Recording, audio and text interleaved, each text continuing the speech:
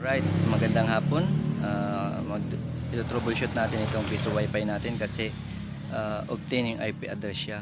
Nawalan siya ng signal. Hindi mag-connect yung mga nag-uulog dito sa piso wifi kasi wala nga signal. Hindi nag-a-appear yung portal sa kanilang mga CP. Kaya alamin natin kung ano naging problema. Tutok lang sa akin mga videos para palagi yung updated. Simulan na natin.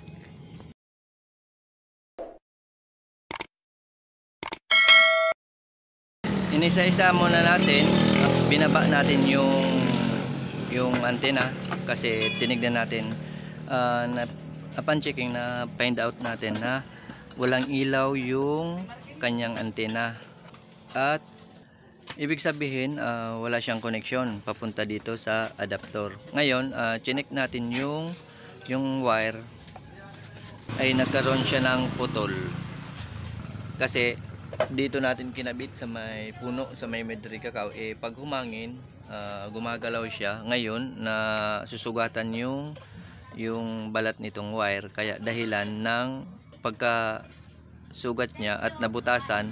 At nung umulan, pinasok siya ng tubig. Dumaloy yung tubig papunta dito hanggang sa dumaloy papunta dito. At naputol yung mga wire. Ngayon, inalis natin yung excess na putol. At pinakrimp natin. Shoutout nga pala kay Drone Man. Doon tayo nagpa-crimp kasi wala tayong pang crimping tools. Shoutout nga pala sa kanya kasi siya yung nag-crimp nitong ating wire para madugtong uli. Kaya ngayon okay na to, wala na itong putol.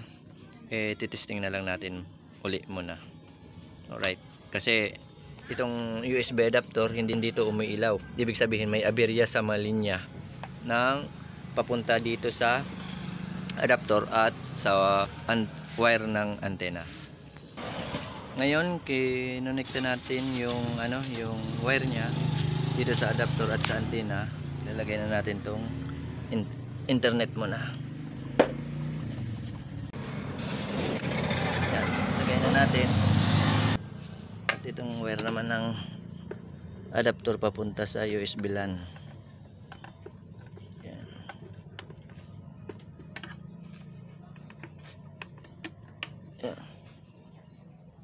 Na-connect na natin. Titignan natin kung meron nang siyang signal. Try natin kumonek sa portal gamit itong ibang cellphone. Ayan. Ito nga pala yung pangalan ng antena niya. Diretso nga pala siya nag-reset.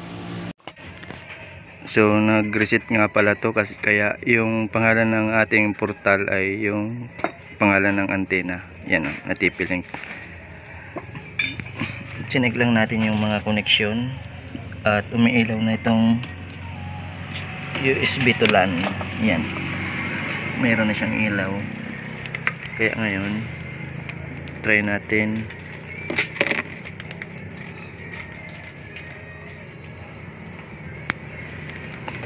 kung makakahulog na. Yan, mayroon na siya.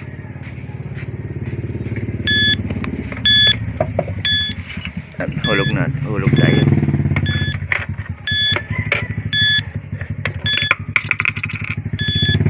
Okay na. 1 hour done playing.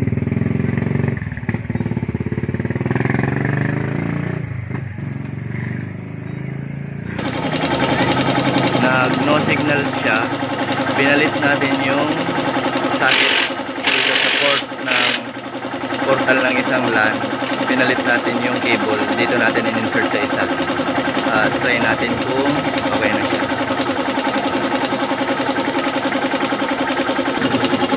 Yan, try natin.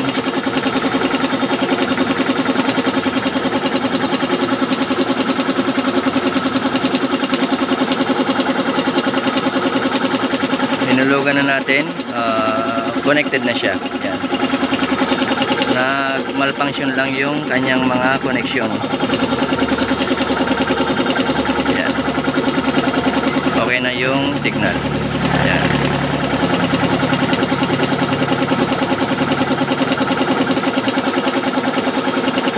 Babalik na lang natin doon. So ayun, nakabit na natin at na-install natin. Dito natin na inilagay yung antena natin kasi kung dito gumagalaw siya pag nahangin yung puno ng Madrid Cacao, kaya in-install na lang natin dito. Yan, okay na siya. Testing natin dito sa ating cellphone. Okay na, gumana na siya, connected na tayo sa wifi. Nag-restart nga pala siya kaya nawala yung pangalan. Ngayon, yung pangalan nito ng portal ng ating wifi ay yung TP-Link. Na to ay yung pangalan ng ating antenna, yung TP-Link. Okay na, connected na siya mga lods. Alright, fish.